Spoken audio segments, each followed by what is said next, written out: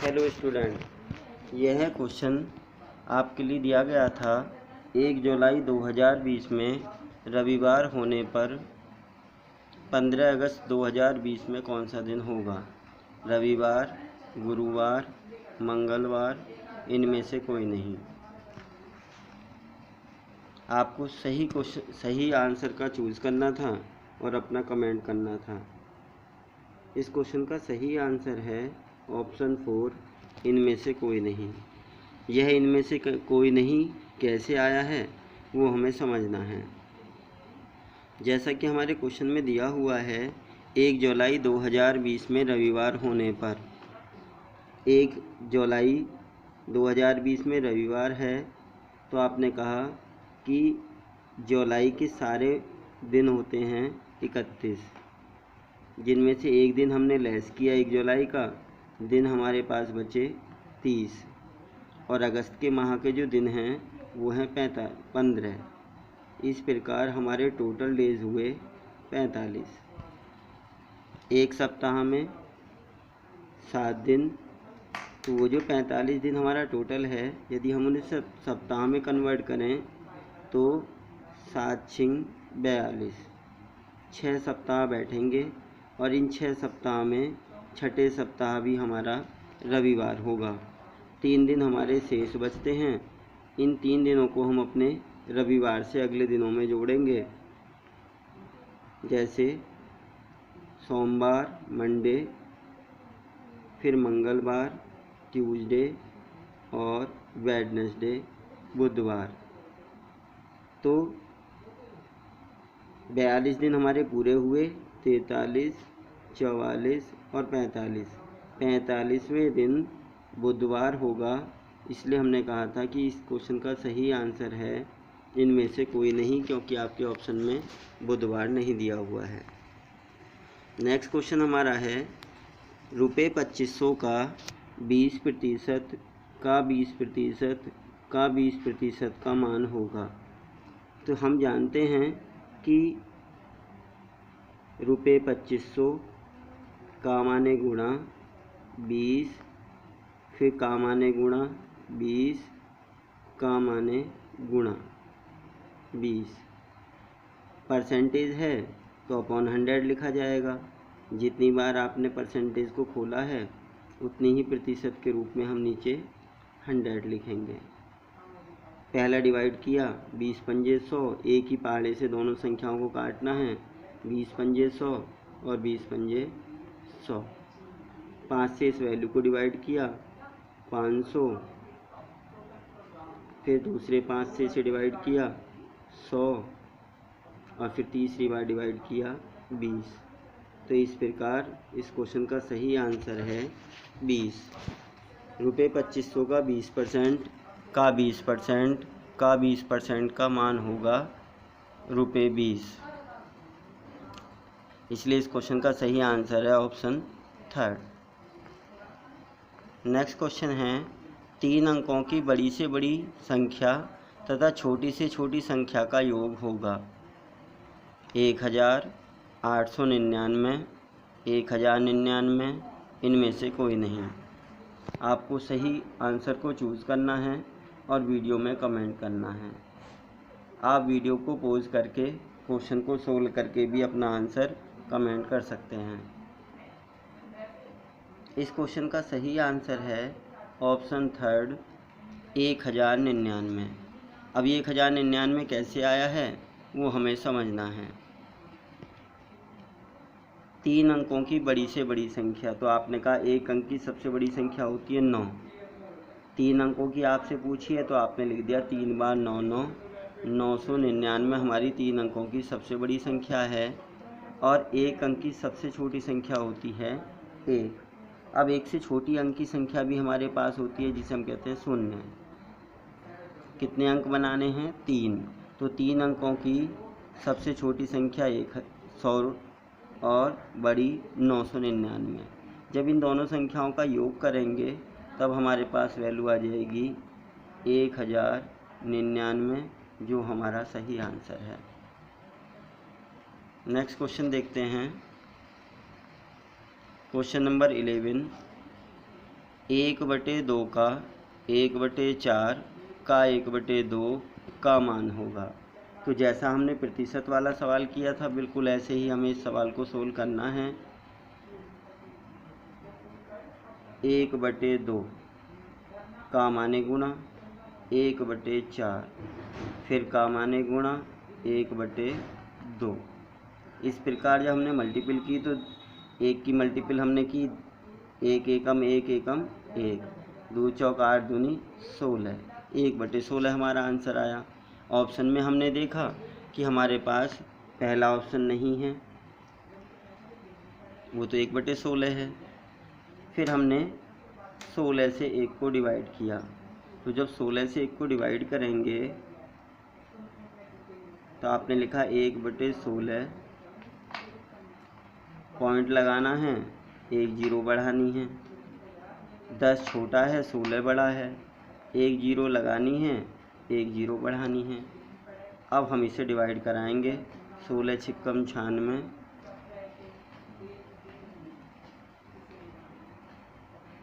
4 1 zero हमने बढ़ाई, 16 दूनी 32, 8 फिर 1 जीरो बढ़ाई, 16 पंजे 80, 0.0625। हमारे पास पहला ऑप्शन नहीं है, दूसरा भी नहीं है, तीसरा भी नहीं है क्योंकि इसमें डबल जीरो लगी हुई है, इसलिए हमारा आंसर है ऑप्शन नंबर 4। नेक्स्ट क्वेश्चन हमारा है क्वेश्चन नंबर 12। 3/2 का योगात्मक प्रतिलोम होगा। ऑप्शन नंबर फर्स्ट 3/2, 2/3, माइनस के 3/2, माइनस के 2/3। आपको सही आंसर को चूज़ करना है और वीडियो में कमेंट करना है। यह वीडियो नवोदय एग्ज़ाम के पर्पस से बनाई गई है। कक्षा 6 में प्रवेश करने के लिए एक एग्ज़ाम लिया जाता है जिसमें मैथ को बेस बनाया जाता है, उसी के आधार पर इन क्वेश्चनों को शामिल किया गया है। आपको क्वेश्चन को सोल्व करना है और अपना आंसर देना है। योगात्मक प्रतिलोम जिसके बारे में हम पढ़ते हैं, योगात्मक प्रतिलोम में जैसा कि लिखा हुआ है 3/2 का योगात्मक प्रतिलोम बताना है, तो उसमें सिर्फ हम चिन्ह बदलते हैं, संख्याओं को जूं का तूं रखते हैं। यहाँ पे कोई निशान नहीं है तो हमने कहा प्लस, तो प्लस की वैल्यू माइनस में और माइनस की वैल्यू प्लस में, केवल चिन्ह हमें बदलने होते हैं और हमारा आंसर आ जाता है माइनस के 3/2। तो इस क्वेश्चन का सही आंसर है ऑप्शन थर्ड, माइनस के 3/2। अगला क्वेश्चन हमारा है -5 का घन होगा। -5 का घन, जैसा कि आपने कहा घन का मतलब है किसी भी संख्या की 3 बार गुणा करना। हमसे क्वेश्चन में पूछा गया है -5, तो -5 की जब हम 3 बार गुणा करेंगे तो इस प्रकार हम अपना आंसर फाइंड आउट कर लेंगे। आपको सही आंसर को चूज़ कर लिखना है। पहला ऑप्शन है 125, दूसरा ऑप्शन है 25, तीसरा माइनस के 125, चौथा माइनस के 25। इस क्वेश्चन का सही आंसर मैंने सारा सोल्व कर दिया, केवल आपको आंसर लिखना था। ऑप्शन नंबर थर्ड, माइनस के 125। क्योंकि हम जानते हैं कि यदि हम माइनस की माइनस में गुणा करते हैं तो वैल्यू प्लस आती है, प्लस की फिर माइनस में गुणा करते हैं वैल्यू माइनस आती है, और 5 की जब हम 3 बार मल्टीपल करेंगे तो वैल्यू 125 आ जाएगी।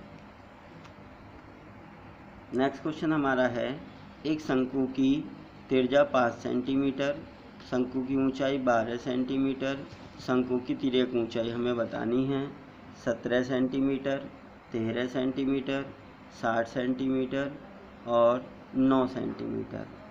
आपको सही आंसर को चूज़ करना है और वीडियो में कमेंट करना है।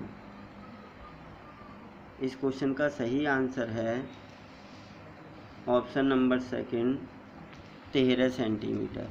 अब ये 13 सेंटीमीटर कैसे आया है वो हमें समझना है। शंकु एक कैप जैसी आकृति होती है जो नीचे से वृत्ताकार होती है जैसा कि हमें क्वेश्चन में दिया हुआ है कि शंकु की जो त्रिज्या है वो 5 सेंटीमीटर की है, शंकु की जो ऊंचाई है वो 12 सेंटीमीटर की है और हमें बतानी है शंकु की तिर्यक ऊंचाई कितनी है। तो तिर्यक ऊंचाई, तिरछी ऊंचाई हमें निकालनी है। कहीं ना कहीं पाइथागोरस थ्योरम इसमें यूज़ करते हैं हम कि हमें क्या निकालना है, आधार दिया हुआ है, लंब दिया हुआ है, कर्ण हमें निकालना है। और कर्ण के लिए हमारे पास फॉर्मूला होता है कर्ण बराबर √ आधार का वर्ग प्लस लंब का वर्ग। अब आधार कितना है 5, तो आपने 5 की 5 में मल्टीपल की प्लस 12 की 12 में मल्टीपल की और उसका √ निकाला। तो 5 की 5 में मल्टीपल करेंगे तो वैल्यू आएगी 25, 12 की 12 में गुणा करेंगे 144 और दोनों का टोटल वैल्यू बैठी 169 और 169 का जो वर्गमूल आएगा वो होता है 13। 13 की 13 में मल्टीपल करके हम वैल्यू निकालते हैं 169। तो इस प्रकार हमारा आंसर है ऑप्शन सेकंड 13। नेक्स्ट क्वेश्चन हमारा है 3 सेंटीमीटर के घनाकार डिब्बे में बड़ी से बड़ी लोहे की छड़ रखी जा सकती है। 9 सेंटीमीटर लंबी, 27 सेंटीमीटर लंबी, 3√3 सेंटीमीटर लंबी, इनमें से कोई नहीं। आपको सही आंसर को चूज़ करना है, वीडियो में कमेंट करना है। यदि हम सॉल्यूशन के लिए टाइम लेना चाहते हैं तो हम वीडियो को पॉज कर सकते हैं, वीडियो को रोक कर हम अपने क्वेश्चन को सोल्व करें तब हम इसका आंसर दें। इस क्वेश्चन का सही आंसर है ऑप्शन थर्ड 3√3 सेंटीमीटर। कैसे है वो हमें समझना है। जैसा कि आपने कहा कि एक घनाकार डिब्बा, आप जानते हैं कि घन की लंबाई, चौड़ाई, ऊंचाई तीनों बराबर होती हैं और जब हम किसी चीज़ को बड़ी से बड़ी छड़ रखना चाहते हैं तो आप जानते हैं कि छड़ को टेढ़ा करके रखा जाता है। हमें याद भी होगा कि जब हम अपनी ज्योमेट्री बॉक्स के अंदर किसी पेंसिल को रखते थे और वो पेंसिल उसमें नहीं आ पाती थी, इस तरीके से हम एक पेंसिल रखना चाह रहे हैं, पेंसिल लंबी हो रही है, हम पेंसिल को नहीं रख पा रहे हैं, तो कई बार हमने देखा होगा कि हम पेंसिल को इस तरीके से रख देते हैं और वह इसमें आ जाती है। तो इसका मतलब हुआ कि यदि हम उसे तिरछा करके रख दें तो अधिक लंबी छड़ उसके अंदर आ सकती है।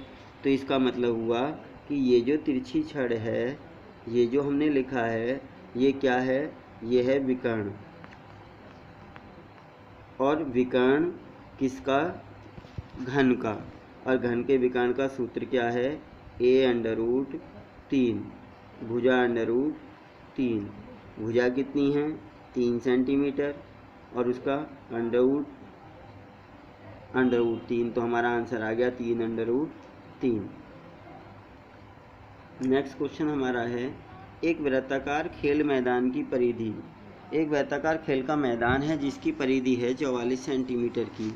इसके 20 चक्कर लगाने में कितनी दूरी चली जाएगी वो आपको बताना है। 440 सेंटीमीटर, 880 सेंटीमीटर, 400 सेंटीमीटर, इनमें से कोई नहीं। आपको सही आंसर को चूज़ करना है, वीडियो में कमेंट करना है। इस क्वेश्चन का सही आंसर है ऑप्शन नंबर सेकंड 880 सेंटीमीटर।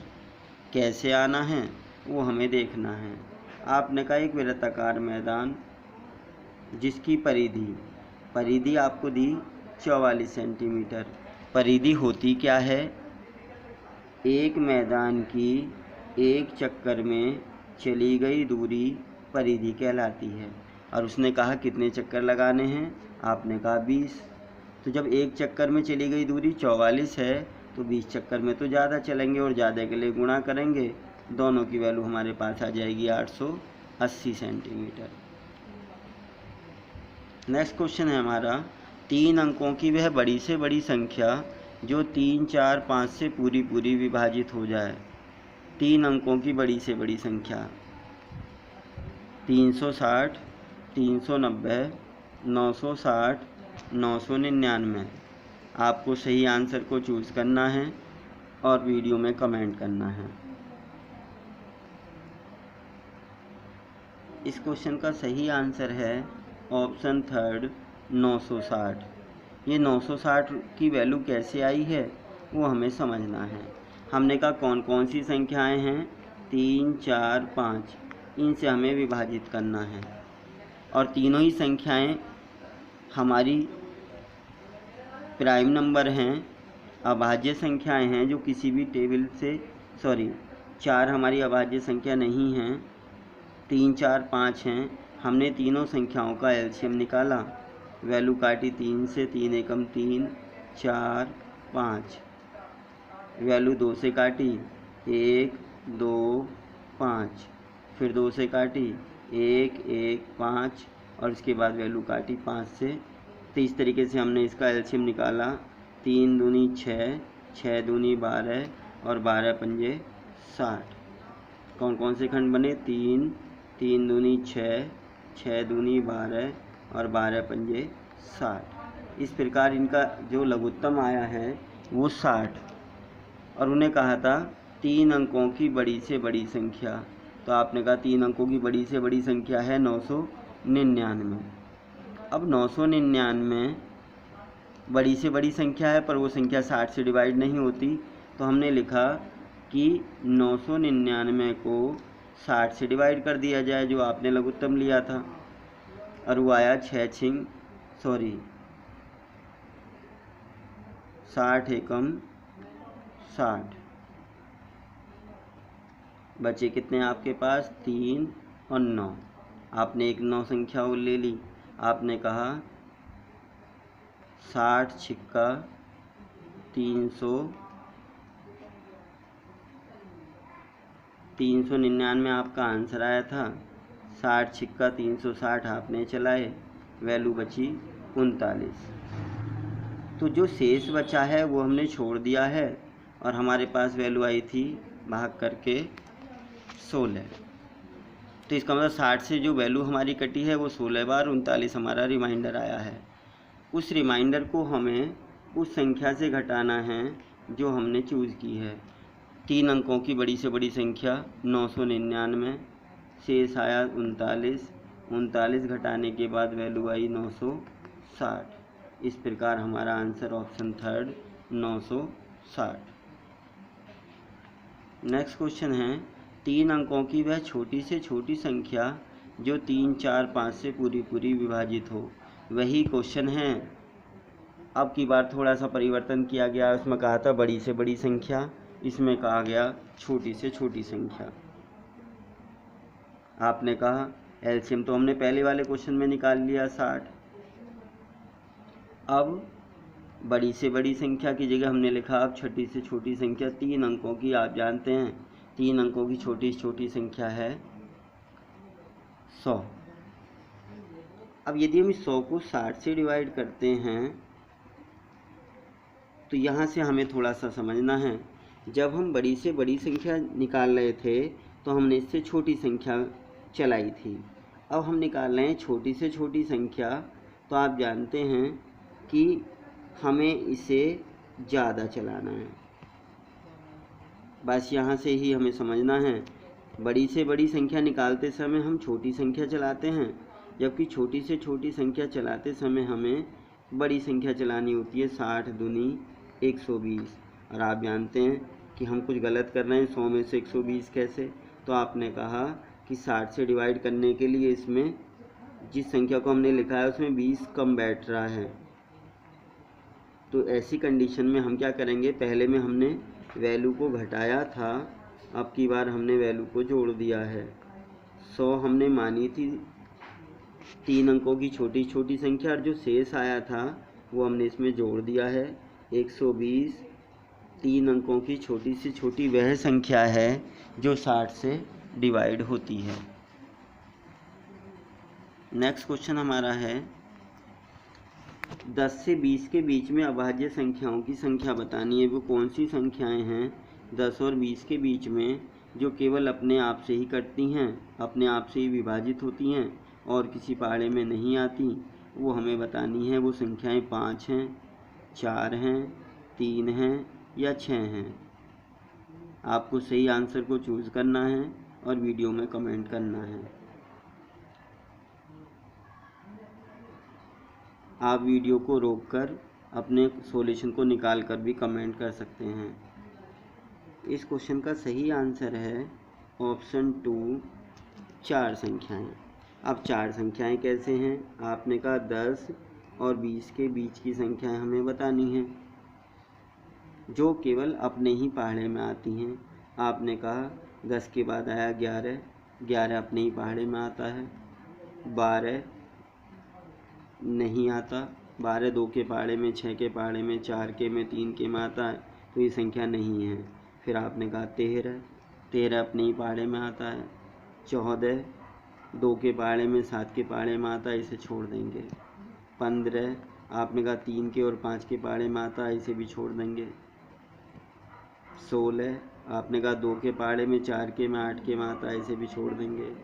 17 अपने ही पहाड़े में आता है।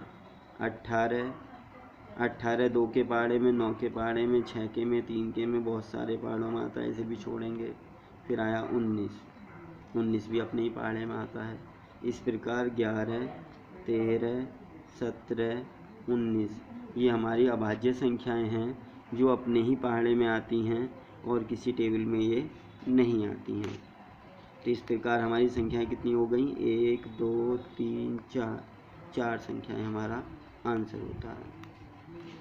नेक्स्ट क्वेश्चन है हमारा 3 क्रमागत संख्याओं का योगफल, यहाँ पे थोड़ा सा मिसप्रिंट है, 90 है।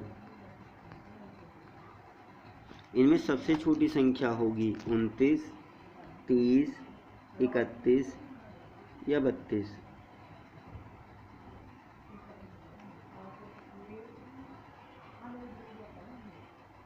आपको सही आंसर चूज़ करना है, वीडियो में कमेंट करना है। इस क्वेश्चन का सही आंसर है 29, ऑप्शन फर्स्ट 29। अब ये 29 कैसे आया है वो हमें समझना है। आपने कहा 3 संख्याएं और तीनों का टोटल कितना? 90 है। उसे 3 से ही डिवाइड किया, वैल्यू आ गई 30। तो ये जो 30 संख्या आई है वो बीच की संख्या है, जिससे एक संख्या छोटी है और एक संख्या बड़ी है। एक संख्या छोटी, एक संख्या बड़ी। तो आपने कहा एक का मतलब हुआ एक कम, क्रमागत बताया था आपने, क्रम से बढ़ने वाली, और ज़्यादा का मतलब एक ज़्यादा। तो आपकी संख्याएं कौन सी हुई? 29, 30, 31। तीनों का टोटल यदि हम लगा दें तो योग आएगा 90। तो छोटी संख्या कौन सी हुई? 29। इस प्रकार इसका आंसर का हुआ क्वेश्चन नंबर, इसका आंसर हुआ ऑप्शन नंबर फर्स्ट 29।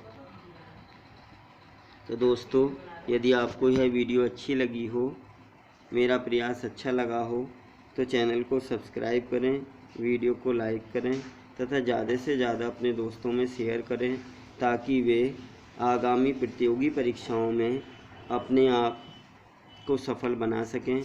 धन्यवाद।